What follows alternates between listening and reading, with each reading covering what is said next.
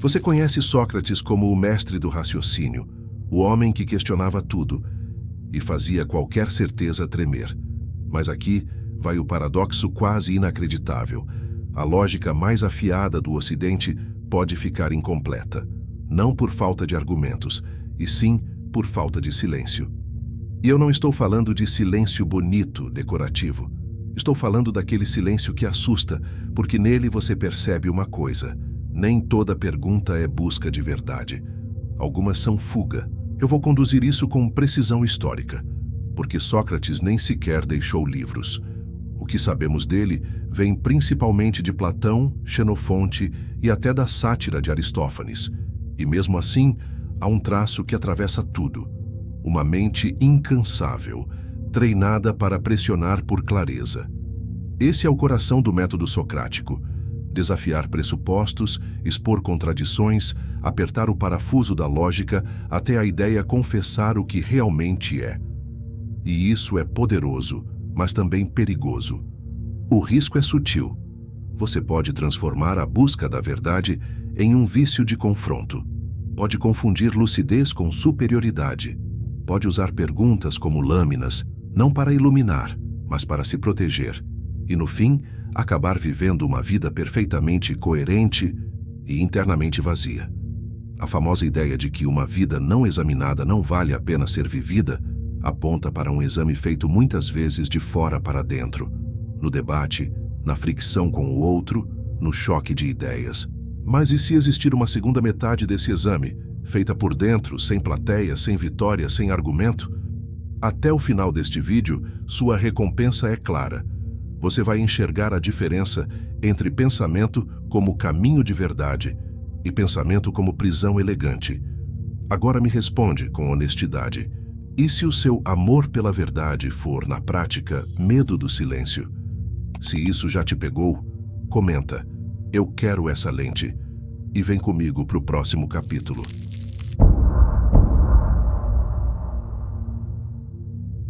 Sócrates não era um filósofo que pensava. Ele era um homem que testava a mente humana, como quem bate na parede para descobrir onde é o oco. E o instrumento dele tinha nome, mesmo que você nunca tenha ouvido: Elenchus. Eu explico. Elenchus é o exame por perguntas, uma sequência rigorosa que revela contradições escondidas no que a pessoa acha que sabe. O cenário quase sempre era simples: uma praça, uma conversa, alguém confiante. E aí, Sócrates começa. Ele pega uma palavra grande: justiça, virtude, piedade, coragem, e pergunta: tá, mas o que isso é exatamente?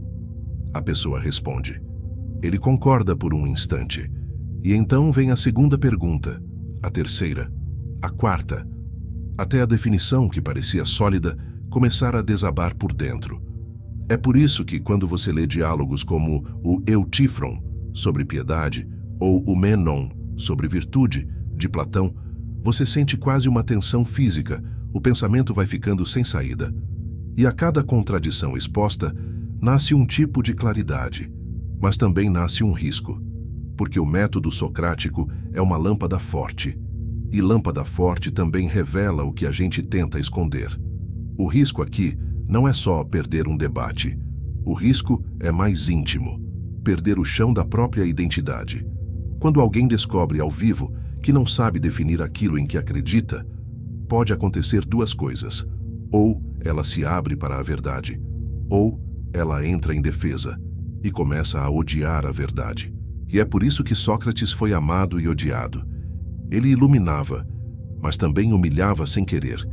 Ele libertava, mas também quebrava ilusões que sustentavam uma vida inteira. E aí entra a famosa ideia, associada ao espírito da apologia de Platão, de que uma vida não examinada não vale a pena ser vivida. Só que repara, esse exame, em Sócrates, costuma acontecer no choque com o outro. É como se a verdade precisasse ser arrancada de você em público. Agora deixa eu te fazer uma pergunta que dói um pouco, e é justamente por isso que ela presta. E se o seu hábito de questionar tudo estiver virando uma forma elegante de nunca se sentir? Porque existe um ponto em que a mente não busca clareza, Ela busca controle. E se a busca da verdade virar só isso, controle, você pode até ficar mais inteligente, mas vai ficando menos inteiro. No próximo capítulo, a gente atravessa o portal principal. E se Sócrates, em vez de só pressionar o mundo com perguntas, fosse pressionado pelo silêncio por dentro? Comenta, eu ouvi, se você está sentindo esse incômodo bom. E vamos seguir.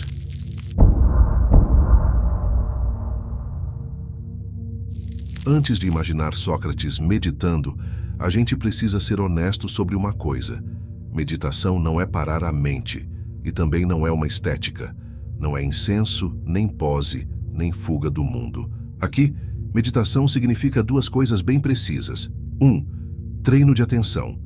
Atenção é a capacidade de sustentar foco sem ser arrastado por cada estímulo, cada emoção, cada pensamento que passa como uma manchete urgente dentro da cabeça. 2. Metacognição. Eu explico sem jargão.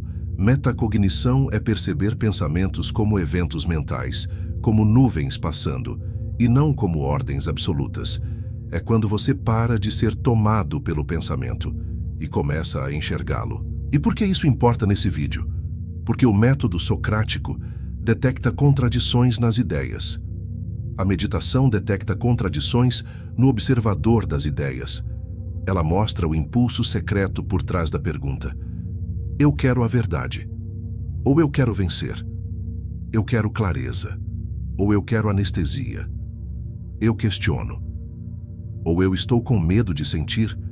E aqui vai um cuidado histórico importante. Sócrates não ensinou meditação como técnica formal. Ele não deixou um manual. Mas se a gente olha o mundo antigo com atenção, várias tradições já trabalhavam o silêncio como caminho de lucidez. E isso inclui linhas orientais bem documentadas em textos como o Satipatthana Sutta, atenção plena, e o Anapanasati Sutta, atenção à respiração, do cânone budista. Eu não estou dizendo que Sócrates era budista, não é isso. O que eu estou fazendo é um experimento mental.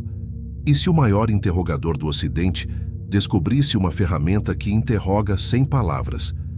Porque talvez exista uma forma de verdade que não aparece quando você fala melhor, mas quando você silencia certo. E aí eu te pergunto, sem pressa, quem é você? Quando ninguém está te respondendo.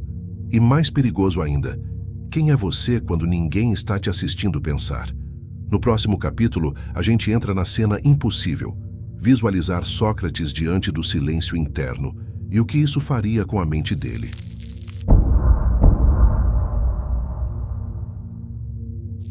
Agora imagina a cena, não na praça, não no debate, sem plateia, sem adversário, sem aplauso.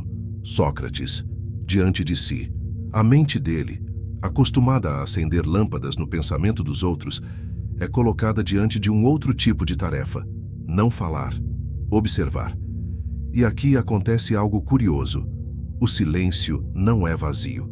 Ele é cheio, cheio de impulsos, de micro-reações, de medo de perder tempo, de ansiedade por concluir. Porque existe uma parte da mente que só se sente viva quando está argumentando. E se Sócrates fosse forçado a perceber isso, a primeira descoberta talvez não fosse filosófica, seria humana. O pensamento pode virar identidade. A investigação socrática, o elenchus, o exame por perguntas, expõe contradições em ideias. Mas a meditação expõe contradições em algo mais íntimo, na intenção que pergunta. E aí a busca pela verdade muda de direção. Em vez de o que é a justiça, surge uma pergunta subterrânea. O que em mim quer estar certo? Em vez de defina virtude, aparece uma lâmina mais fina. Quando eu questiono, eu busco clareza ou superioridade. Isso é o que eu chamo aqui de fusão. O método socrático continua sendo método, mas a meditação dá a ele uma segunda dimensão. Autoinvestigação sem palavras. E isso reimagina. Conhece-te a ti mesmo. Porque na tradição grega, a máxima délfica conhece-te a ti mesmo aponta para limites, humildade, lucidez diante da própria ignorância. Platão ecoa isso em Diálogos, onde o cuidado de si e a autoconsciência aparecem como centro, e em obras atribuídas à tradição platônica, como o Alcibíades Primo, a pergunta "quem sou eu?" se torna quase uma disciplina. Mas aqui a gente vai um passo além, sem trair Sócrates. E se conhecer a si mesmo não fosse apenas descobrir contradições no discurso, mas perceber o próprio mecanismo do discurso, tipo, o exato instante em que uma ideia vira defesa, o exato instante em que a pergunta vira arma, o exato instante em que a razão vira escudo contra uma emoção que você não quer sentir. E aqui entra um ponto decisivo. Paz interior não é conforto. Paz interior é clareza sem fuga. É olhar para dentro e não precisar mentir. Então, se Sócrates meditasse, talvez ele não virasse menos racional. Talvez ele virasse mais perigoso, no melhor sentido. Porque ele não desmontaria só argumentos. Ele desmontaria o ego por trás do argumento. E eu quero te lançar uma pergunta que fica ecoando. Se o seu pensamento fosse completamente honesto, o que ele revelaria que você tem evitado? No próximo capítulo, a gente conecta isso diretamente com psicologia. Porque a mente prefere estar certa a estar livre, e como a contradição se esconde em nós. Se isso está te atravessando, comenta só. Eu zi o ego.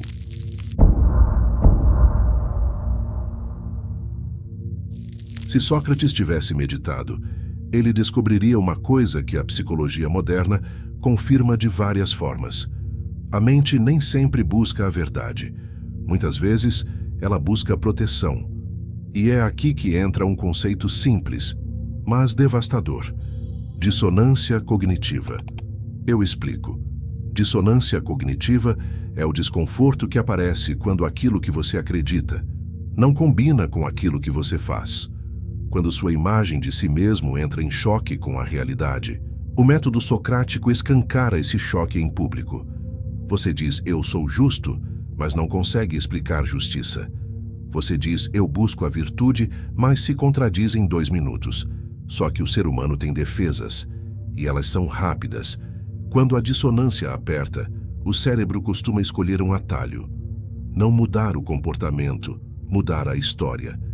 Aí nascem coisas como racionalização, dar uma desculpa bonita para um impulso feio, negação, fingir que não viu, projeção, jogar no outro o que você não aguenta ver em si, e aquela mais comum hoje, o cinismo inteligente.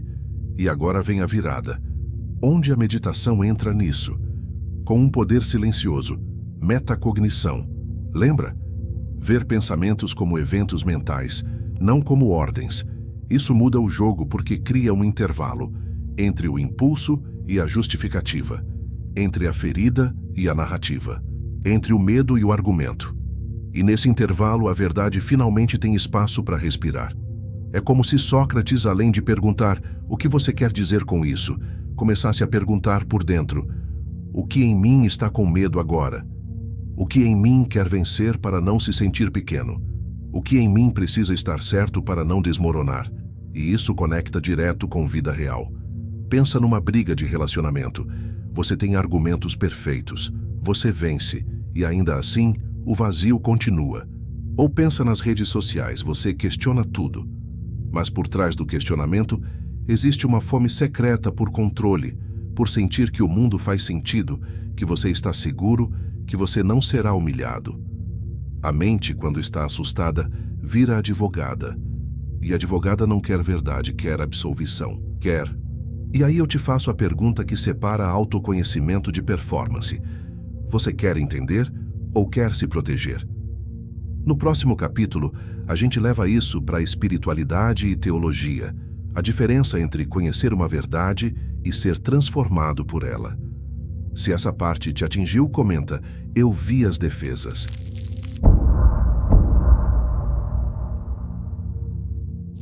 Existe uma diferença silenciosa e gigantesca entre entender a verdade e ser atravessado por ela.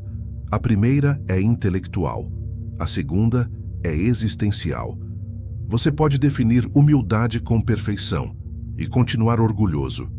Você pode explicar fé com elegância e continuar dominado pelo medo. Você pode falar sobre amor como quem cita um livro e continuar incapaz de perdoar. E aqui, a fusão que a gente está construindo fica nítida. O método socrático limpa as ideias. A meditação limpa o olhar de quem pensa. Sócrates, principalmente como aparece em Platão, não era um homem apenas de argumento. Ele era um homem de coerência. E essa coerência chega ao limite na apologia, quando ele se defende diante do tribunal, e no Fédon, quando encara a morte com uma serenidade que não é frieza, é convicção.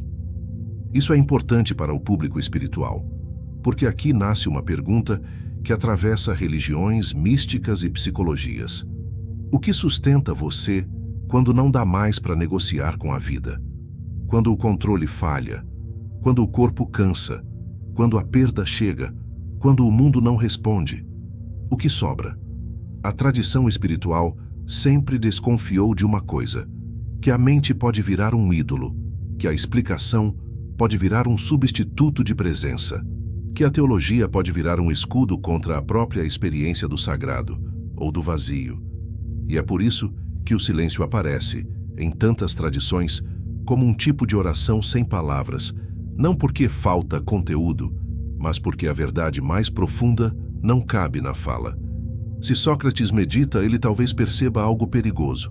A busca pela verdade, sem interioridade, pode virar apenas um refinamento do ego. Um ego culto, um ego sofisticado, um ego ético. E aí o risco é terrível.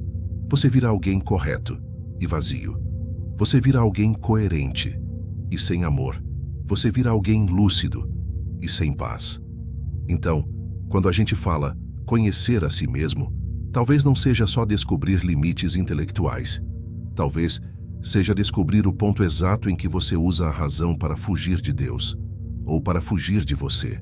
E aqui vai uma pergunta que eu quero que você responda só por dentro, sem pressa. Você está buscando verdade, ou está buscando uma forma elegante de não sentir? No próximo capítulo, eu vou te dar metáforas e imagens que amarram tudo. A lógica como lâmpada, a meditação como espelho, e por que uma sem a outra te deixa incompleto. Se esse capítulo falou com você, comenta. Eu quero ser transformado.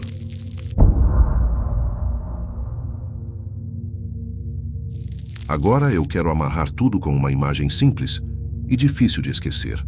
A lógica é uma lâmpada. A meditação é um espelho limpo. A lâmpada ilumina. Ela dá nitidez. Ela separa o verdadeiro do confuso. Mas se o espelho estiver sujo, a luz só vai revelar manchas. E o espelho sozinho não faz milagre. Se não há luz, ele só reflete sombra. É por isso que a fusão é tão rara e tão necessária, porque muita gente tem lâmpada demais e espelho de menos. A pessoa pensa, analisa, compara, argumenta, interpreta e mesmo assim não se vê. E aqui Sócrates vira um símbolo perfeito. Nos diálogos de Platão, como Mênon e Eutífron, ele aparece como alguém que não aceita definições fáceis. Ele exige clareza, ele exige fundamento, ele exige honestidade intelectual. Mas a pergunta mais literária e mais assustadora é esta: e se a mente mais brilhante ainda puder usar brilho como disfarce? Porque o pensamento pode ser um teatro, uma forma de parecer profundo enquanto foge do essencial. E aqui entra outra metáfora, quase cruel, mas verdadeira. O método socrático é uma cirurgia da mentira. Ele corta o engano com perguntas. Mas a meditação seria uma anestesia ao contrário, não para apagar a dor, mas para você finalmente perceber o que vinha escondendo sob o "eu estou bem". A vida moderna é cheia de discursos. Você tem opinião sobre tudo. Você sabe explicar o mundo. Só que, quando o quarto fica escuro e o celular para, quem você é? Eu gosto de pensar que Sócrates, se atravessasse esse portal, faria uma descoberta perigosa. Às vezes, a verdade não vem como resposta. Ela vem como presença. E presença é quando você para de correr atrás do próximo pensamento. Como quem caça uma saída e começa a notar o instante exato em que o ego tenta assumir o controle. Então eu vou te dar uma sequência de perguntas curtas. Não para você responder agora, mas para deixar ecoando. O que em mim quer vencer? O que em mim tem medo do silêncio? O que em mim chama verdade aquilo que é só defesa? Se eu calo por 1 minuto, quem sobra? Porque talvez no fim conhecer a si mesmo não seja acumular autodefinições. Talvez seja perder as máscaras, uma por uma, até restar algo real. No próximo e último capítulo, eu vou fechar o arco e te entregar a recompensa prometida. Uma lente final para distinguir pensamento-luz de pensamento-prisão. E como isso muda sua vida por dentro. Se você chegou até aqui, comenta. Lâmpada e espelho.